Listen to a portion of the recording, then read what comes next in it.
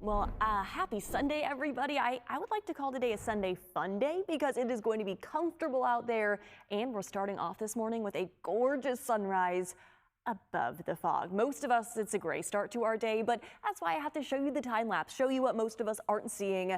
The sun making its way above the horizon and a sea of fog underneath it.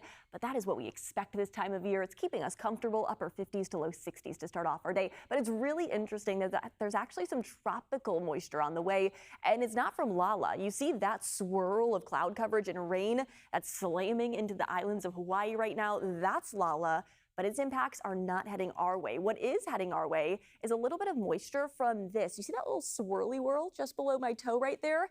These are actually the remnants of Hernan. And this is not going to be directly impacting us by bringing us any rain or anything, but it's really interesting to see how this tropical moisture is going to continue to just get funneled into the Bay Area thanks to two different systems, an area of low pressure that spins counterclockwise and an area of high pressure that spins clockwise. And both of these in combination are kind of acting like gears to usher in that tropical moisture and kind of keep that steady stream going all week long. That low pressure not going anywhere, that high pressure not going anywhere. And then look at that stream of clouds that just continues to make its way in between those two areas.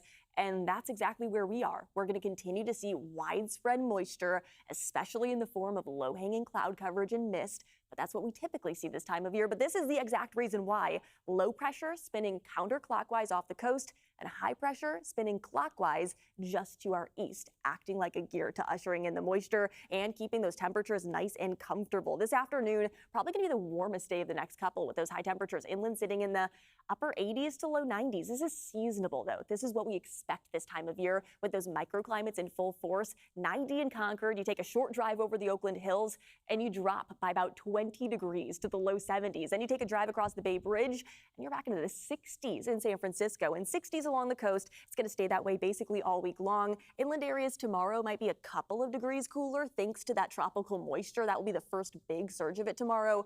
You'll feel a bit more humid out there. You'll feel some stronger onshore winds too. Temperatures, though, within a few degrees of normal and likely going to stay that way all week long, especially inland. Enjoy the comfortable heat. Mid to upper 80s this time of year. That's kind of what we expect. And the fact that we aren't seeing any huge heat ups on the way is also a really, really nice change of pace compared to the first couple of months of summer. Hey, we'll take the foggest weather. Areas by the Bay are going to be in the low 70s with early morning fog giving way to afternoon sunshine. And along the coast, like I said, that fog, it's not going anywhere anytime soon as that low pressure continues to spin and usher in widespread cloud coverage, mid 60s and cloudy conditions at least for the next 6 to 7 days. Back to you.